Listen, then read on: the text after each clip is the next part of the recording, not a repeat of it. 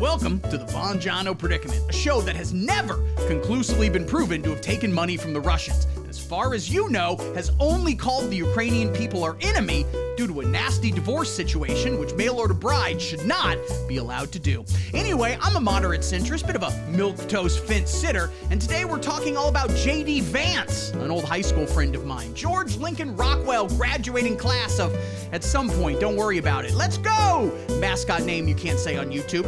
Just the other day, JD had a vigorous debate in the marketplace of ideas, and while it certainly would have been better if they could have read and responded to chat, it was still a great explanation of why the Republican Party, who I don't support and am neutral on, is the only hope we have of defeating the noted child transers in the Chinese Communist Party, who are also Jewish, and on an unrelated note, we need to send more guns to Israel. We'll talk all about why Tim Walz is a coward, who we can only presume was wearing a diaper the whole time, and also using that diaper for shit and piss. Two words that YouTube shouldn't ding me for. I'm just using science to explain what Tim Walz did. And you'll see more science when the show starts right on the button.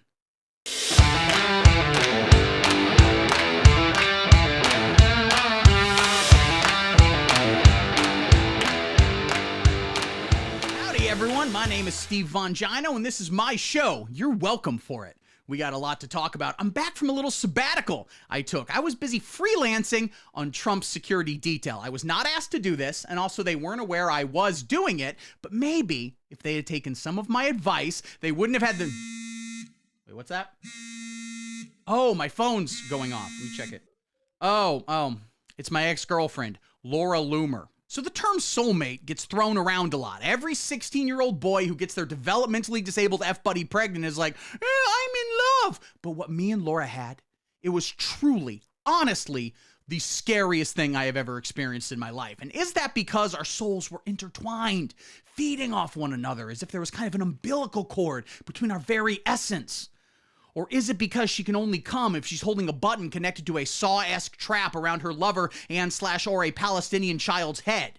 We'll never know. We met a few years back when the Looms came to Columbuston, Ohio, in order to chain herself to the Twitter headquarters door because they had banned her from being able to use antiquated racial slurs, and if the word hasn't been used since 1868, why you gotta be so uptight about it, Twitter?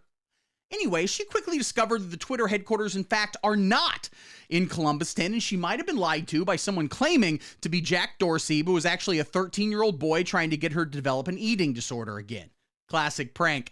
Regardless, I at the time was in charge of the only spot welder we had in town. We traded off every week or so. So I got her out of the chains, and we got to talking and kind of hit it off, and next thing you know, we were having unprotected sex in a Chick-fil-A bathroom 3 towns over. She also wanted to protest that, saying Chick-fil-A is far too chill about the gays. I was afraid of getting her pregnant, but I was then informed that she had, and I'm quoting a doctor here, the world's least habitable uterus. So what we had in that unisex bathroom, it was heavy, and it was deep.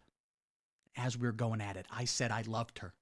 She said, read me this Nazi propaganda cartoon, you fucking bitch. And I was about to ask if she wanted me to just read the dialogue or if she also wanted me to explain the pictures, but then I finished. And that allowed me to actually see her face with, without what I would call horny colored glasses, as it would be. And I was like, oh shit, I just fucked the penguin. And she said, we're married now and you have to convert. And anyway, the whole thing ended with me running out of the bathroom and hitchhiking home.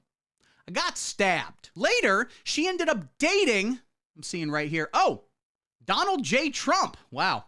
Well, now that RFK Jr. has dropped out and given DGT a very normal, pleasant-sounding endorsement, Trump remains the only non-communist presidential candidate, so of course, he's the only logical choice for your vote. I'm not endorsing him, but if you don't vote for him, then you might as well just chuck your son's dick and balls right now. Chop those things right off, save everyone some time. I'm neutral on Trump. I'm also Eskimo brothers with him, which is great. But Laura and Donald eventually broke up, presumably due to her needing to lose some weight. And he's back on the market and promptly blowing up my phone. Let me see what she's saying here. Let me check it out. Okay. It says, would you like to fuck my ass, but only on the Gaza Strip? Think about that. Dear Laura, I accept those conditions. But hey, enough about my sex life. Well, one more thing. She did once kiss my penis, and it was awesome, and I got very, very minor acid burns. You barely even notice the lip marks are there. But hey, speaking of sexy, plump lips, J.D. Vance debated Tim Walz the other day, and that means, you guessed it, it's the top story. JD, or Juris Doctorate Vance, as I call him. Just look at him.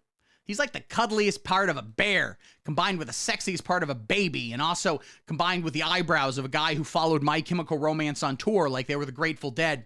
He's very cool. And as I have mentioned, he of course did grow up in Columbuston, Ohio with me, often literally when his mom, who did look exactly like Amy Adams, great casting, Ron Howard, when she would be gone for days on end smoking a variety of drugs, many of which are usually liquid, so she was really out of it, JD would come over and stay with us. Usually just me, because producer Nancy Mom would be with Amy Adams telling her to, quote, go harder, you pussy. Also, sometimes we would go over to his grandma's house, who did look exactly like Glenn Close. But Glenn Close in Dangerous Liaisons. He had a hot grandmother, and sometimes, you know, you just gotta have a hot grandma. That really helps you gain social currency here in Columbuston, Ohio. We went to high school together, and he was captain of the dogfighting team. That is the biggest sport around these parts. And by dogfighting, I mean he would fight the dogs, all right? This guy can sucker punch a Cocker Spaniel like you've never seen. And we would sometimes compete against other schools in the area. And I know what you're thinking. Did your dogs fight the humans, or did your humans fight their dogs, vice versa? And the answer is, of course, rules are gay.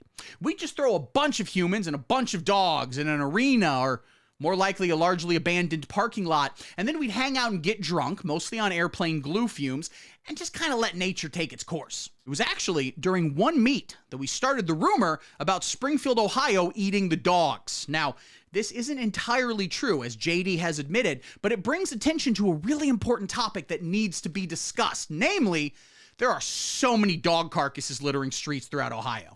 All right, so let's turn them into hot dogs, a term that will be literal because we can't afford any kind of casings. So let's just start some trash can fires, throw some dead dogs on the grill, and also Haitian migrants are doing a kind of big bad voodoo daddy energy to steal your penis. Listen, if you love Haiti so much, why don't you go back there and save the $4 an hour slaughterhouse jobs for real Americans who absolutely will not unionize as long as you let us take nap breaks in the coolers. So I think I've established my bona fides with JD, and so maybe it's kind of rude that he doesn't return my text except to call me gay, Disney gay, but it's cool. We have fun.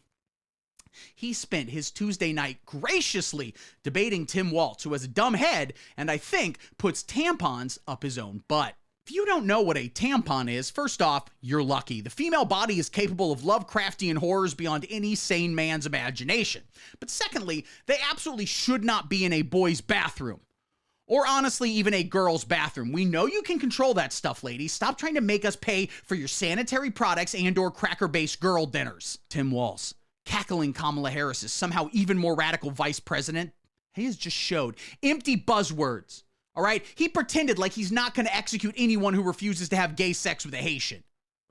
Lies, lies, more lies, sometimes gay lies. Let's look at this video from the debate. Governor, what about our CBS News polling, which does show that a majority of Americans, more than 50%, support mass deportations? Look, we fix this issue with a bill that is necessary, but the issue on this is what happens when you don't want to solve it. You demonize it. And we saw this, and Senator Vance, and it surprises me on this, talking about and saying, I will create stories to bring attention to this. That vilified a large number of people who were here legally in the community of Springfield. Disgusting.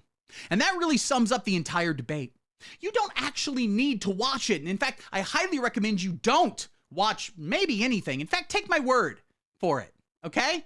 Why do you need to go and verify facts like you don't trust me? That's hurtful, and it's quite frankly cyberbullying. But while Tim Walz was busy farting and talking in that dumb voice and pretending like he's the platonic ideal of a Midwest dad, and maybe you have dreams where he guides your hands over a car engine and patiently explains to you how a serpentine belt works and then says he loves you and you wake up crying, and then your producer mom walks in and goes, look like you had a real wet dream, you fucking bitch, and then she throws a pill bottle at your head. That's not real. I just made all that up. While that was happening, JD Vance was busy looking like a damn snack. Check out that powerful phrenology. He has a head that can best be described as, quote, a very alpha Pillsbury Doughboy. He spent the whole debate staying cool, calm, and collected, offering respectful disagreements on policy.